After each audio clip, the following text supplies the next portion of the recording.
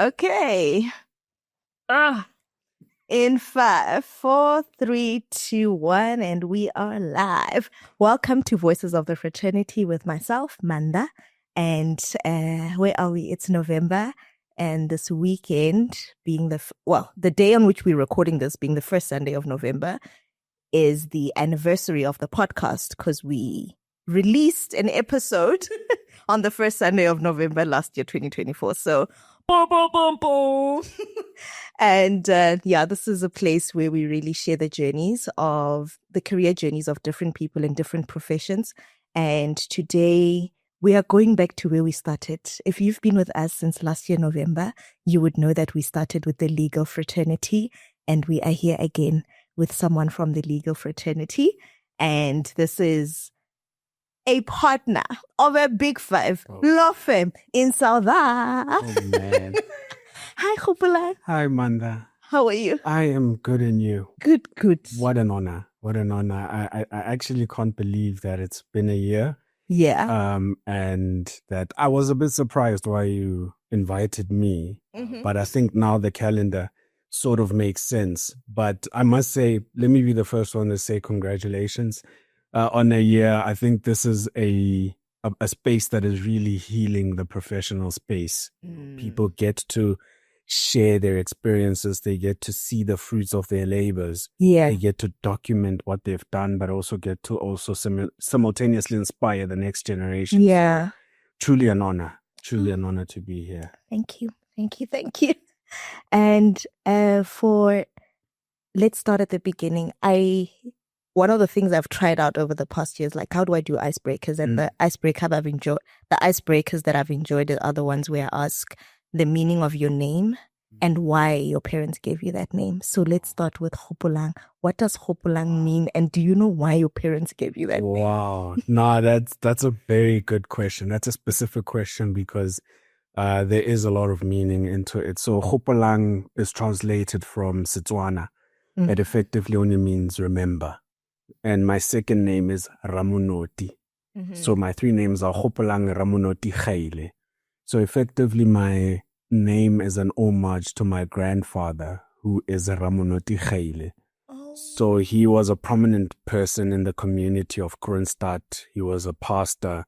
And so I was born shortly after he passed. And so my parents wanted to honor his legacy by naming me Hopolang Ramunoti Khaile. So my name is effectively Remember Ramunoti Khaile and all that he has done. Wow. Okay, it's a sentence. It makes sense in context. Yeah. Okay, that's so beautiful. Yeah. That's so beautiful. And so where do you come from? Tell us about your upbringing. Who was in the house that you grew up in? Is it a dusty street? Is it a tar road? Where are you from? I come from a huge metropolis. I come from the cream of the crop of the Free State. I was born in Kroonstad in the Free State. I'm very proud of where I come from. I just love the place for what it has done for me and my family. But I grew up in Kroonstad. I grew up with both my parents, my mother, my father. I also had an older brother as well. Very, very strong Christian home because also, as I said, my grandfather was a pastor. So my grandparents were a pastoral home. So it was a very warm environment. You know, during the week, a lot of times I'd spend the week with my parents. And then over the weekend, we get shipped off to my grandmother where there was just a whole boikikos of cousins. So it was a very good, wholesome upbringing. You know, back in the day, I experienced Kroonstad like as a huge place. I experienced it as a place that is very big. And it's only until we moved as a family to Bloemfontein where I was like, oh, okay. Very small. Yeah, there is bigger. So yeah, it was a very good environment. You know, I love my brother to bits. I was somewhat of the annoying younger brother. You know, the friends that he had, I wanted. The clothes that he got, I wanted. The bicycle that he got, I wanted. Yeah. So, but I think to a great extent, it protected me from, you know, a lot of nefarious activities because he was a very straight by the book type person. So yeah, I credit him for that, because had it not been for him, I think I would have been a bit wayward. So Yeah. I think I had a very, very healthy upbringing, even though it was in Kroonstad, but in context, I wouldn't have changed anything about it. Yeah. And with your brother, when you say you followed in his steps, did you have the pressure of "Wamona butwa hao, Oh yeah. you must"? Oh yeah, no, definitely. He was quite a model child as well, and so it really pushed me to want to do better, to make my parents proud, to excel in everything that I did. So I always made sure that, in how he chose friends, I also followed that. In how he did his schooling, I followed that. But I think just generally in terms of navigating the space of our home, he was a blueprint. And so I knew that this is how I need to operate as my child, as a child in this household. This is what you say, what you don't say. And so we got along quite a bit. The only extent to which we fought was for the remote. Yeah. But other than that, we had a very strong relationship. Sure. Yeah. Sure. And since this is a career podcast, do you remember the first career you ever wanted to pursue Ooh. as a child? Yeah, I think this one's going to get me in trouble with my folks. But I really wanted to do something in the music space. Okay. Yeah, in primary school, I did a lot of classical music. I toured the country playing classical piano. And because What kind of school is this, Khobela? No, it's like, no. No, I just have a bit of an affinity for music. So there is an Afrikaans, because I'm in Kroonstad, there's an Afrikaans piano teacher who took a liking. Okay. And she saw that, I've got the natural talent. So whenever she would take her child to a tour, I'd be the token plus one. All right. And a lot of the times in these spaces, I'd be the only boy of color. But it was good exposure, just to see the country a bit through that avenue. But yeah, that because of that musical upbringing, I was like, no, man, there's something there in music I can do, And so I went to my parents with it to be like, look, I want to do something in music. And they were like, no, there's nothing in music. I was like, no, I don't know why in my mind I was like, DJ Fresh there's he does something in music. So he's a music producer or he's a DJ or something. So he's successful. I can also be a DJ Fresh. Naively coming from Kroonstad, didn't have the resources to do something like that. So yeah, I'd always felt that I want to do something in music. And whether it's production, whether it's being an artist, anything, I was like, yeah, no, that's the path that I'm called for. But I guess in their wisdom, the folks had other plans. And I'm grateful for that, actually. Yeah. And what kind of a child were you academically in primary school and in high school? I distinguish because a lot of children change. Some are high performers in primary, and then high school is another story. But yeah, tell us your journey out of high school and primary school.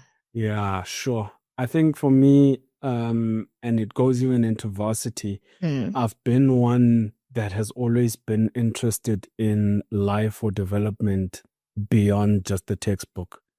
And I had a lot of extracurricular activities, and I did not feel any guilt in sacrificing academics for extracurricular activities. So I think I was a good enough student in primary and in high school. I was never one that would like enter like, yes, this is your top 10, this is your... But I did well enough. I always did well enough to get to where I need to go. I remember even in high school, there was a camp that was held where they took the top 5 of every single grade, and they picked out one individual person who was just sort of a vibe, not like a vibe in like sort of a groove, but just somebody who had great personality, great character, who applied themselves well. And I got to go to that camp because I was the one. You're a personality hire. I was the personality hire of the grade 9s of that year, But I just always felt that, these spaces are spaces that I can enter if I want to. But in terms of prioritizing books, I was never the one that prioritized them, but I was the one that always just somewhat had the ability to still pass if I study things the night before. Okay. Okay. And what was the influence at home academically? Are you one of those kids who come back home and the parents help you with homework, or you're on your own? What was the voice or the messaging at home insofar as education is concerned? Yeah, I was always one who it was own pace, own race at home. Got home because I did extracurricular activities. I only got the permission to do that because I promised that I'd find a way to do my homework as well. Because, parents knock off and then while they knock off, I'm still, because they were both teachers. So while they knock off, I'm still playing around in fields and things. And so I had to take it upon myself to learn the discipline to still get the job done, to make sure the homework is done in time. So that I don't get into trouble and all of that. But they let me figure out my own journey. There was a lot of pressure because the old man had a master's degree from the UK, and both of them were teachers. So whenever I'd slack around, there was always that pressure, or there was always that messaging to be like, "What are you doing? We won't baby you." But you need to take responsibility for the tasks that you're given at school. Yeah. And when does the law come, or were there other careers you wanted to pursue after music before you landed at law? Yeah, I'm a bit hesitant to admit because as a partner, as a lawyer, you're in the space of convincing clients that, they can have confidence in you. Yeah. But it was honestly a process of elimination. I can't say that I dreamt one day I was standing in the courtyards of a court. It was honestly a process of elimination. I was like, I don't have an interest in medicine. I'm not one that is excited by numbers. What else is there? And so I was like, maybe let me just pick law, because also maybe at the time you needed English to enter law. So I was like, let me just make sure my English is there and then I'll be fine. So then I took law, and lo and behold, I've made something out of it. And I mean, I've had conversations with you around this. I'll pretend to not know. Why UFS? Why stay at home? Hey, you know what? I'll admit this to you nationally and internationally that it was a desire of mine to go to UP. The arguments at the office, guys, when I say tax of Nix, he pretends like he doesn't want that institution. Yeah, it was a desire of me to go to UP, but there was already a condition that was placed by my folks that the only way that can be possible is if you get a bursary. Okay. So you need to work hard to get a bursary. And as I've said, I'm one that likes the holistic idea of growth. So I did multiple things that took away the time for me to be able to get that bursary. So I could not get a bursary. But then the idea of being in Bloemfontein also wasn't quite a bad one, because it's a relatively affordable institution. So I was like, the folks probably they'll be okay there. But also, there's home as well. There isn't the pressure of trying to assimilate or to try and stunt my independence as well. So I was happy to be in Bloem. And also, there was a plethora of friends that had already passed the litmus test in terms of the principles and morals. I wasn't going to go to another city where I was going to meet people that might make my morals deca. So in hindsight, it was a very good decision for me as well, because I just plugged into the system very well. I think it was big enough as a university for me to be able to still participate academically, but still also plug into the student politics, student development initiatives that were there. And since UFS is a previously Afrikaans institution. Did you have that background either in high school or primary school where you've been in the Afrikaans culture, or was it a culture shock when you moved? That's a very good question. Coming from a place like Kroonstad, we've got a very big population of Afrikaans speakers. So in terms of interacting with them, there was a lot of ease in terms of being around them, in terms of also identifying maybe where there are biases or there are certain injustices. We were familiar with them. So they are like the sibling that, you grew up with. We know what it's like being around Afrikaans spaces, your sokkies, your things. Okay. So it wasn't a completely foreign environment for me to navigate and to be in, because that's what it's about. Also in Bloemfontein as well, it's got a very big contingency of Afrikaans speakers. So it really wasn't a huge culture shock for me. The culture shock was coming here to Johannesburg. Okay. Yes. Where you have to just be proudly black. Yeah, because, sometimes when you experience a certain type of people, you're like, okay, this is what you can expect from people of color, this is what you can expect from white people. But when you come here, you meet your English speakers, you're Jewish, then you're like, oh, okay, there's different personalities. And so, it was a culture shock coming here. Mm-hmm.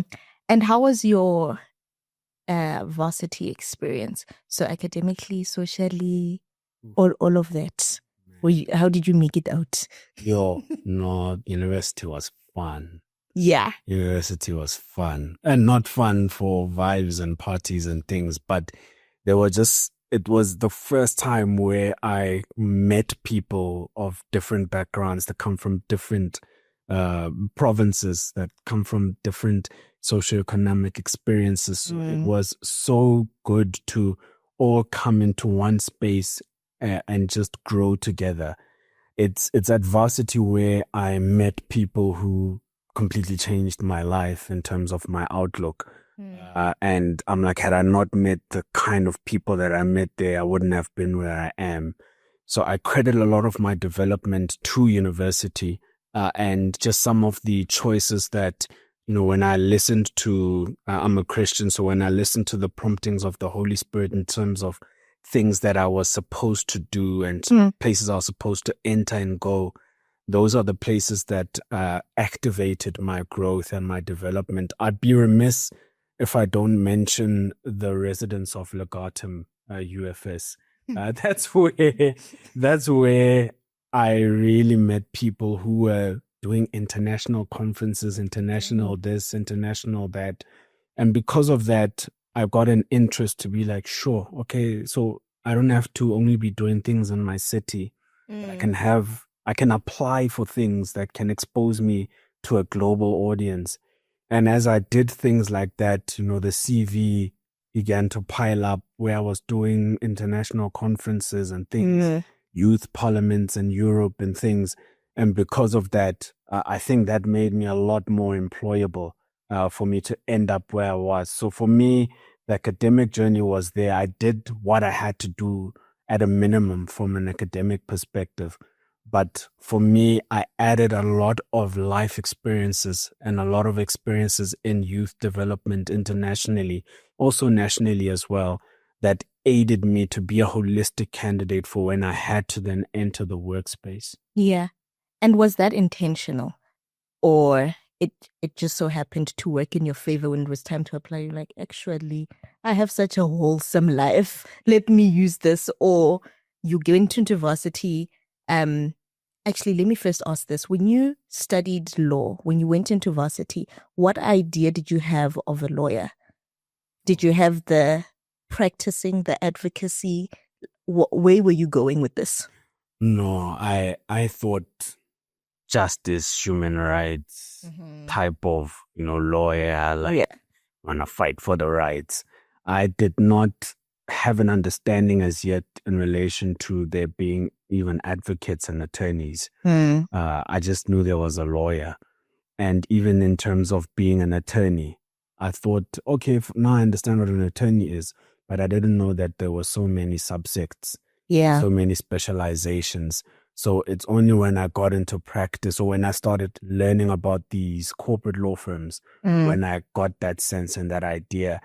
And personally, I never saw myself, or I never thought that I'd be someone who would land up in a corporate law firm just because of my upbringing.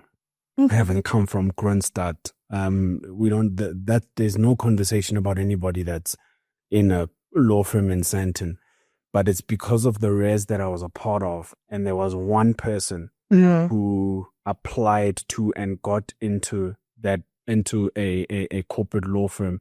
And they came back during their articles to come and market. Oh, yeah. And I was like, no, if this person is able to make it, then what is stopping me from then being able to also push myself and apply and see what happens? And yeah, the story of applying was it was another one. Let's get into it. Eish. Yeah, I think there was a teacher, a lecturer of mine who I was fond of him because of how smart he was. He prescribed his own textbook. I mean, I thought in my mind, he's the only author in the country. I was like, this guy's got a textbook for this thing. Like, he must be. So I went to my first career fair and I came back to him and said to him, I come from this career fair and there are these law firms that are in Sandton. And I was like, I'm really interested and fired up to want to enter those law firms. And unfortunately, his messaging was that he doesn't think that the law firms would take someone of my caliber. All right. And so I was like, ouch. I was like, okay, no, that's fine. I understand. And then second year, the next year I went again. And by caliber, what did he mean? No, he meant they only take 99% out of 100. Like if your average is like 99%, that's the only way you're going to crack it and make it in there. I was, averaging your 70s, your 80s. So he was like, no, you're not going to take anyone of your wild. So I was like, no, that's fine. I'm grateful that I didn't believe that account. I'm really grateful because there was an inkling in my spirit that I really have been called for greater than what I'm currently experiencing. And so I remember I was going to a church conference one weekend, and I had hesitated to apply to the first law firm that I got into. I hesitated. Then I was like, hey, let me just take my laptop with. Maybe I have an assignment. Let me take my laptop with and go to this church convention. It was in the Vaal area. So we went there by bus. It's fun. We're churching, praising, we're worshiping. Yeah. Then I got dropped off at a McDonald's at Van der Bijl Park because that's where the bus to Bloemfontein passes. Hey, as I was there, I got heavily convicted. It was the last day of applying for articles at that firm, and it was closing at midnight. I was sitting there at McDonald's. The bus was conveniently delayed quite a bit. And I was like, not convenient, because if you are one that walks with God, you know that this is divine design. Yeah. And so I was like, I hope, let me apply. Like I know I might not be the best candidate from a mark perspective, but I believe that this is a space that I'd be able to flourish in if I'm given the opportunity. I've seen how hard my parents work. I've seen how hard my brother works. I come from good stock, and I believe if I can make it into this environment, I can make a success out of it. And so I applied, and I sitting at the benches of McDonald's, and I closed my laptop, and I was quite shocked when I got a call back. Because in my mind, I was like, I know that there are people, even in my class, I'm not the smartest. But once I got the feedback, they were like, but the things that you did outside of your academics are what set you apart as a candidate, because we're also not looking for someone who's able to regurgitate a textbook. We're looking for someone who can enter a space, is able to influence it, to transform it, and is teachable as well. just beyond what they can get from a textbook, because there are people who have cum laude but still not been able to survive those spaces. So that gave me a lot of confidence to also enter the room knowing that, no, I'm not inadequate as a person just because my marks weren't the highest, but my character is what's able to sustain me there. Sure. So the first law firm you applied to is the one you got into. You didn't have to go through the work, being rejected by other firms. That's funny because even my university journey was similar. I wanted to go to UP, but because of so I only on the last day of applying applied for UFS, and I was like, UFS or gap year.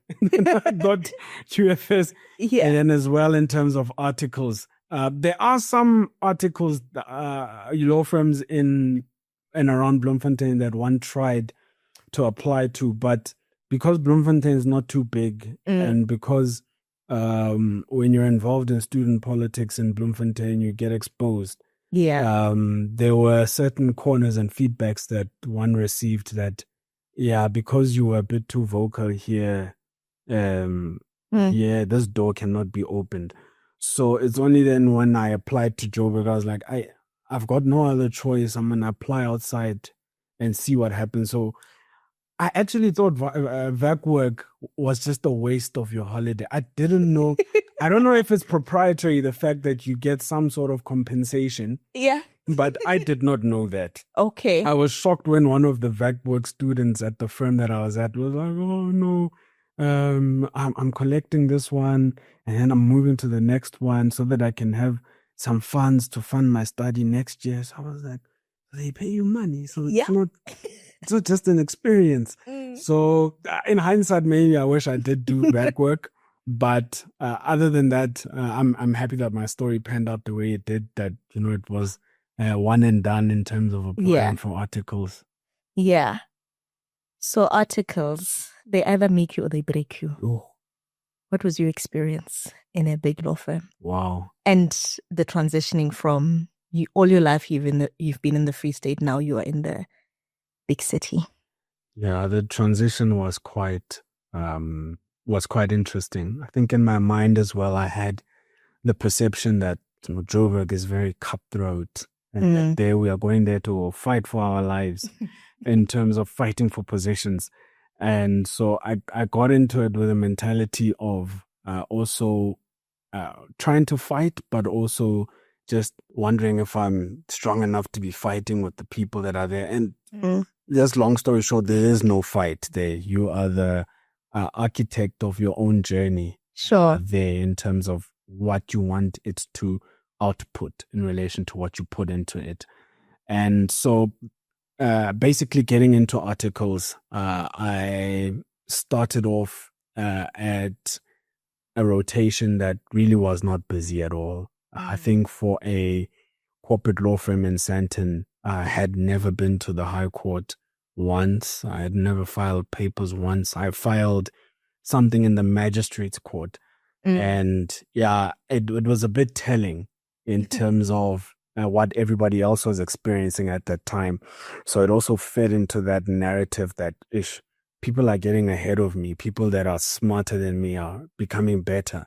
And so, because they are getting all these experiences of filing, serving, this and that. So I had a very chilled first rotation. Then I got bumped up to a baptism of fire. I moved to a notorious employment department of the firm, and no, there it was on another level. But I think similar to a biblical principle that, which says, for he knows the ways that we have taken, and once he has tried us, we will come out as gold. I was really tried in employment. Like I would leave in the early AMs and come back to work in the early AMs. But had it not been for that experience, I don't think I would have landed in the team that I landed in, which team then effectively landed me to where I am now as a partner. There were a lot of moments where there was a temptation to say, working this hard really isn't worth it. But I think also coming from where I come from, I was like, if I go back there, what happens to my life? What happens? And not that you can't make a life out of, yourself in Kroonstad or the Free State, but really having been exposed to the things I'd been exposed to in Johannesburg, the levels of transactions, the levels of deals, of people, of, just progress and success. I really wanted to do whatever it takes to stay in this environment. And so I just maintained, true to my values. I maintained true to the hard work that had carried me all this way. And I just adopted a very, positive attitude, even though you do meet people who would bash you down because they go through their own issues and traumas. But I really knew that there is more for me in this space if I just remain teachable and I just continue to remain positive. Yeah. I continue to know that I'm not alone. I've got a family that's praying for me. I pray for myself, and I have a support system that really wants me to make the best out of the environment that I'm in. Yeah. And so, that was really what characterized my journey as an article clerk, or as a candidate attorney. Apologies. And so, it really was a blessing that I got to experience some pressure initially, because that's what set me apart as a diamond amongst the candidate attorneys, and the team that people are really always gunning for decided they want to pick me, even though I did not pick them as a choice. And so they effectively came and said, look, this department, we know that, this is a place where people fall through the cracks. We want to know who excelled in this department. And because they were like, no, Hopelang really stood out. Yeah. Then that team was like, okay, because we usually get first picks or first dibs, we want Hopelang to come to us if he's chosen our department. Yeah. Lo and behold, that's what happened. And I've been in the same team for quite a number of years and still continuing to grow in it. Yeah. And what does the team do? The one that so your third rotation, what are you specializing in? Specializing in mergers and acquisitions, specializing in the bringing together of companies or the acquisition of one company of another, specializing in Black empowerment, BEE transactions as well, specializing in public listed transactions where your listed companies want to transact with one another. So it really sounded quite attractive to me. And when the opportunity presented itself, I was like, I didn't even know there was law that covers this type of area, that, when companies want to come together, when they want to do business with each other at a large scale, what that looks like. And so building the economy and building and transforming South Africa through providing quality legal services was something that was really attractive to me. And so it was really a no-brainer for me to really develop and plug into that. Yeah. So a lot of candidate attorneys at your level, they'll come to you and ask, I've just joined your team. What are the things that I need to do to excel in all of that? What would your advice be? I know for me, I always say you need to have someone, you need to be under a partner who is for you. And you come from a law firm where the model is you are placed under a partner, the training is focused. Yes. Whereas with other law firms, you just go in and then you fend for yourselves kind of thing. So my question is, for a candidate attorney, and you have experienced two big law firms, so you can draw from both experiences. Yes. What are some of the important things that a CA would need to know to know or do in order to excel or be retained? Because that's what excellence is at that stage. Yes. No, I think you're spot on in relation to your analysis. You always really need to have a sponsor. You need to have someone who is able to speak for you or to mention your name in rooms where decisions are made about your future and decisions are made about the future of the law firm. You need someone who can say that we can't see the firm or we can't see the team progress without Manda being, a part of it. You need to ensure that the work product that you do, because the perception that some candidates have is that if the partner is servicing the client and I'm not servicing the client directly, then I can slack off or I can be relaxed.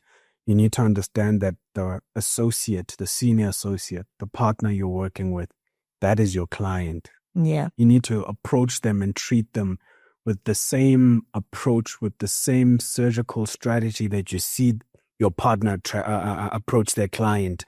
The follow-ups, the reminders, the diligence, the attention to detail, also the pleasantries, because the clients that we work with, they work with us because we're nice, we're good people, but also we know what we're doing. Yeah. At the end of the day, we all read the same Companies Act, but there are certain extra things that set us apart so that we can keep the clients that we have.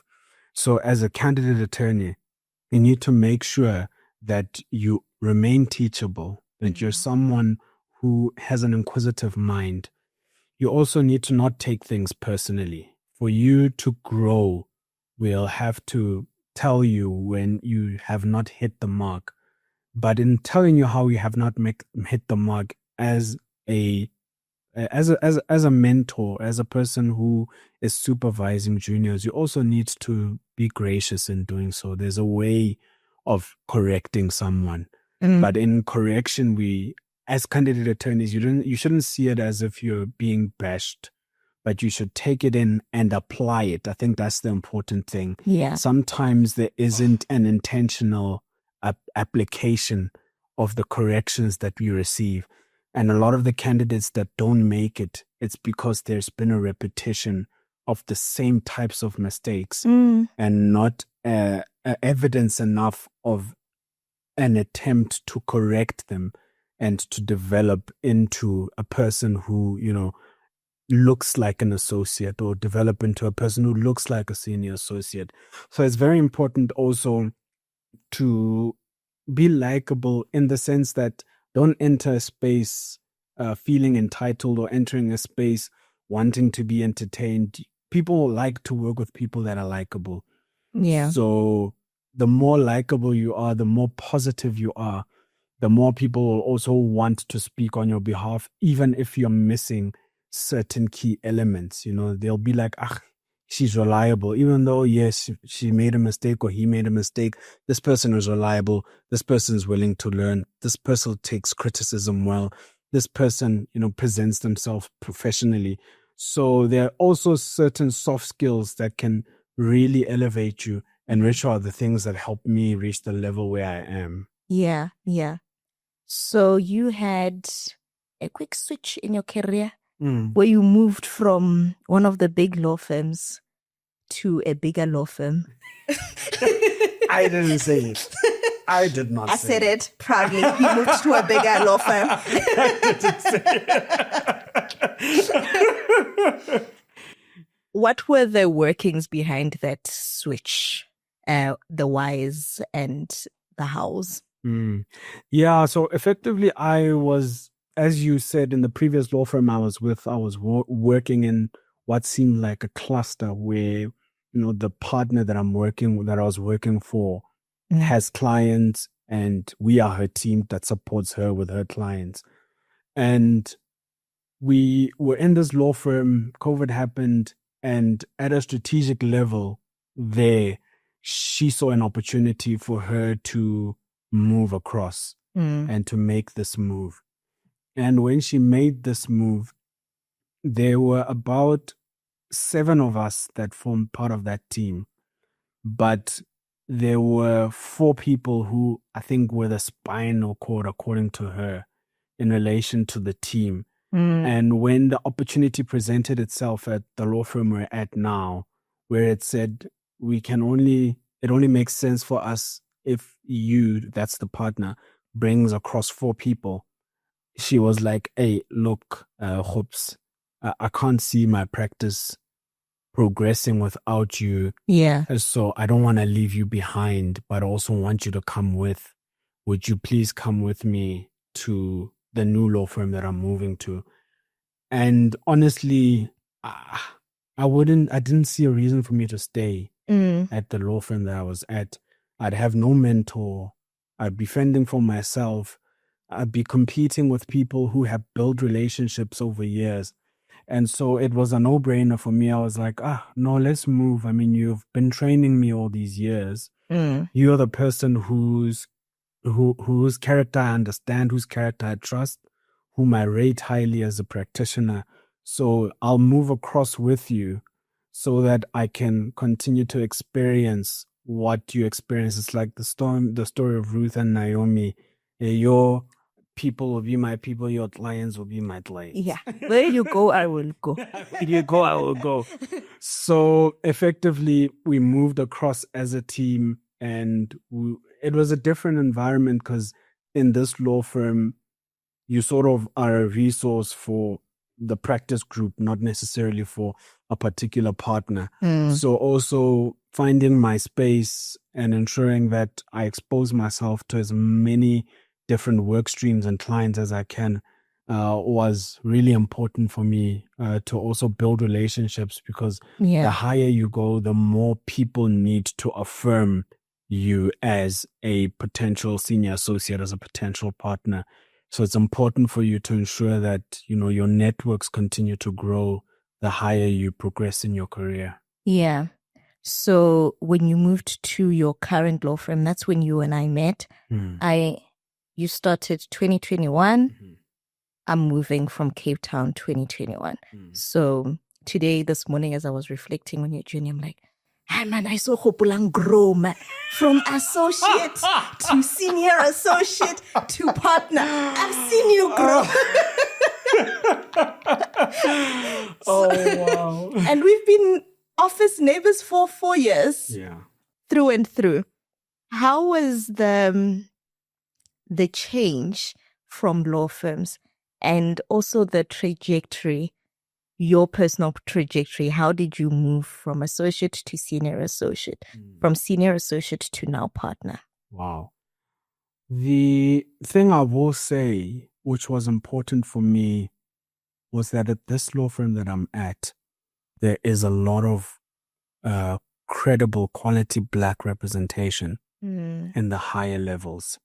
When I was at the previous law firm, and it's something that broke my mentor's heart a bit, or my sponsor's heart a bit, because I said I did not have full confidence, nothing against what it takes. It was a personal conviction. Yeah. But I said I did not have confidence that she, even in her successful practice, had the weight that would be able to propel a person of color into the space of a senior associate in the corporate and commercial space.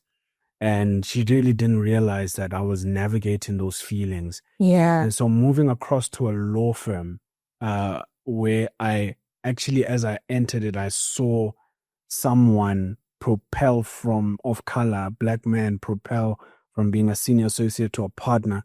I was like, that is insane.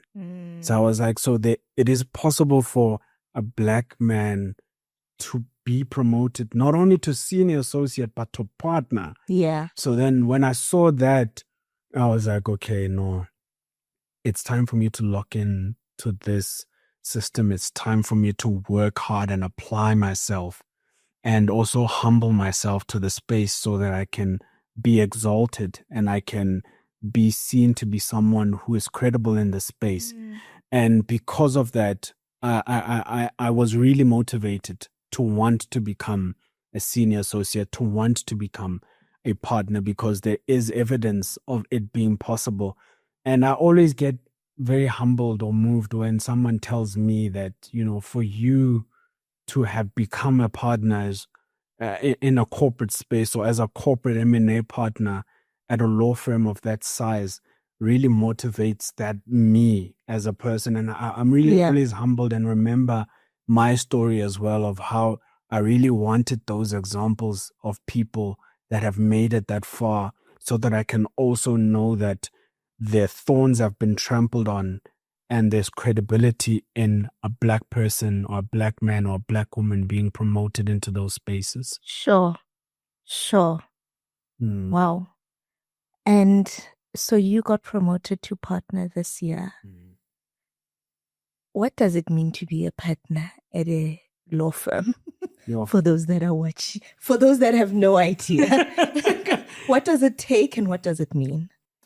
For my own personal growth or my own personal ambitions, it really was a reflection of just the journey that God has taken me through and how He kept His promise that He'd never leave me nor forsake me in this journey, and just how I was able to, through the difficulties, make it to where I've made it. There were a lot of people who doubted, from CA, who was like, he will never make it, he won't be able to get there. That senior associate, everybody can make it there, but even to get to partner, it was really a testament of a lot of prayers that even my parents have executed, my grandparents. Like, it was really God's work in relation to me making it there, and I credit it all to Him. And just how He has placed people in my life, in my vicinity, that were able to be vessels to unlocking me being in that level. And being a partner at a law firm is really the apex or the pinnacle of being a lawyer. Yeah. Of course, being a named partner, having your name on the building is something that is very, very admirable. But in terms of operating in the space of... you're on the letterhead. I was getting there. Cool. I was going to say, in terms of operating in the 1%, of the 1%, that, the 1% of, only 1% of students make it into these spaces, and not every student makes it to be on the letterhead. It's really something, or not every candidate attorney makes it all the way to the letterhead. Is really something that was so humbling to me. But it also comes with a lot of responsibility now, because the buck stops with you. Yeah. And you also now have a responsibility to mentor others, because as a law firm, you can't just be, top heavy. You can't just be a law firm of partners. Just because I've made it through the door, it can't be a thing of now I'm closing it for the other generation, for the next generation that's coming behind me. I need to be credible as a legal practitioner while still being a good trainer. So that when we advocate for other people to make it into the space, that we are able to show them reproved, that, we have trained up credible people, trust them the same way you've trusted me. And so being part of a law firm as a partner, is a huge responsibility, because you also need to go out there and find the business. You find the clients, please. No, I'm joking. He's not joking. We need clients. It's his KPI. But yeah, it's really an edifying experience. You get challenged quite frequently. It stretches the brain. That's why I keep advocating for corporate law, because you get a different challenge on a daily basis. Yeah. No two transactions look exactly the same, because no two parties are the same. So it's always just different experiences that we get, that we gain, and we just continue to build our experience as we grow. And as a partner, it's that much better, because you're not also being micromanaged. So that's been the best part of being a partner. You manage your time. Absolutely. Yeah. And I've seen that, because recently you got married. Oh. And I don't know, Miss Khaile's in the room. Oh. I don't know if you know this, but What a woman. we would knock off very late from the office. Jiggy, this guy gets married 6 o'clock. No, Mikhaile is. I have to go home. I now wake up at 5 a.m. so that I can start my day. And then I'm just like, okay, what's the impact of marriage on your work life? Oh. Firstly, the impact of marriage overall in my life. All right, let's go. So edifying. Like, my life this past year has just elevated to another level. I'm in spaces that I didn't even think I'd enter, got an entire ministry with my wife. Yeah. My prayer life is stronger. My focus, my hunger is stronger. And my support system is stronger because I know that she prays for me on a daily basis. So it's a level of covering that I didn't have before. And it motivates me to really want to show up and do excellent work. And, it's really shifted me as a person from just thinking about myself, but also thinking about my family, my future.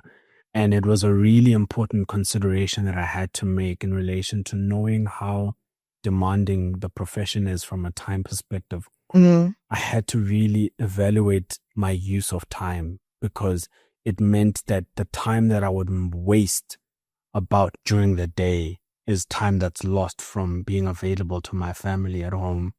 So also in the morning as well, instead of just waking up and scrolling and playing around, I use that time to at least buy time later in the day so that I can be home consistently as a family. I would not want my family to remember me as a successful lawyer, as someone who was able to put food on the table, but I couldn't love them. I couldn't be there. I couldn't play with my children. I couldn't be a present husband. And so it's been very important for me to shift my perspective at making sure that I capture my time such that I'm able to still be present. And the most important ministry, or the most important place where I apply myself, is home above, the office. Yeah, sure. You spoke about the ministry with your wife. I'm moving away from your career now. We are coming to your entire life. Can you tell us more about that ministry? Sure. Yeah, it's called a Surrendered Life with the Calibre. It's a ministry that's birthed out of a hunger to see lives that are transformed, lives that are surrendered, that are restored for kingdom purposes, the kingdom of God. It's just a desire for us to see families being restored and confidence in the kingdom order being restored in the hearts of men and women. And we really wanted to also expose the world to couples and people and ideas and conversations that would be edifying to them and motivating to them in relation to how they should live a kingdom lifestyle, how they should raise, children, how they should navigate their marriages. And so on a consistent basis, on a weekly basis, we sit down, we have edifying chats there on YouTube, Spotify, Apple, and it's really been a blessing that I've been able to balance being a corporate lawyer, being a husband, and also, being in a ministry of this magnitude, to show people as well that just because you're in a corporate space, it doesn't mean that you have to give up who you are. You have to give up what your passions are, what your calling is, that there's room for you and there's grace for you to be able to carry both of them. Whatever you're called to do, you're still able to do that. So long as you're able to apply yourself and find the time and the passion and the heart behind it. Yeah. Yeah. We're going to link the channel, and then I'm going to ask the editor to put the details of the channel somewhere on the screen. But thank you for that. It's something, it's a channel I watch, and like you said, it is edifying conversations, and they really build. I find that truly they are aimed at building families. They are aimed at restoring families. And that is such a beautiful thing that you guys are doing. And may God bless you guys, and may you abound in his great grace and growth. Thank you so much. To close off the episode, you spoke a lot about how there was so much doubt. So starting in varsity, being doubted, even when you got into the workspace, people doubting your success and if anyone is still in doubt, please put it down. Put it down. And you spoke about how when you're a partner, that is the apex of being in a law firm. And you're still young. What else is there as a person in practice? What else is available in terms of growth? Yeah. Just so that people don't think life ends at 30 something years and then you're like, I'm done. Yeah, no, thank you for that question. Life is it's a consistent journey of growth and learning. And I also asked a similar question to the mentor and the sponsor I've had for the past better half of a decade. Just in terms of, does it get boring? Does it get monotonous? Does it get slow? Yeah. Do you get used to it? And I was shocked when she told me that even in relation to herself, she challenges herself to continue to grow, challenges herself to also, want to test the advice that she gives. And that the more senior you become, the more reliable you are, the tougher the questions you get. So there's a lot of upside to look forward to in relation to also the skin that you have in the game and the numbers of years, because there are, of course, certain transactions that are in the multi-billions that I haven't tapped into, that the partners that I've worked for tapped into. And to be able to navigate those spaces, you need to have a certain amount of experience. And so there's a lot that you can look forward to once you even enter the realms of partnership. Yeah. But I think there's something that you spoke about that's so important, just the aspect of that doubt that I experienced throughout my career. Really, imposter syndrome is something that robs a lot of people of opportunities. Yeah. And there's just a level of understanding that we need to have, that we are doing much better than we think we are. The fact that you've got access into that space communicates that you are more than competent. Sure. The fact that you are still in that space, it communicates that you do provide value. People and organizations would never keep people around who will not provide any value, who don't give any upside. So the fact that, which is something I wish I knew or recognized, but I thank God that I had a mentor who affirmed me that I'm doing better than I think. But the thinking that we need to have, or the belief that we need to have, is that we are in those spaces because we are good enough. And the evidence of me being good enough is me still being in that space. And so even me entering into the partnership realm, even though there are bigger sharks, there are bigger sharks than I am. But the fact that I have entered into the space, I've entered into the letterhead, I've entered into the room, communicates that I'm good enough to be in that room. Yeah. And so it's up to me how hard I work to stay in that room. Mr. Khaile, thank you very much. Thank you so much for gracing and honoring our platform, honoring my invite. I don't take it lightly. I really appreciate you making time to be here. To the viewers and the listeners at home, thank you so much for watching. I know you've enjoyed this episode, and there's so much to take from it. So many learnings, truly, and what a journey. May God continue to honor the faith and trust you've placed in him with your life, career, family, and everything. May he honor it. And to everyone at home, please do subscribe. Please rate, give us a rating on Apple Podcasts and on Spotify. We only accept a 5 out of 5 rating, nothing less. But yes, until next week, sharp. Dango. We're done. Yeah. Batung.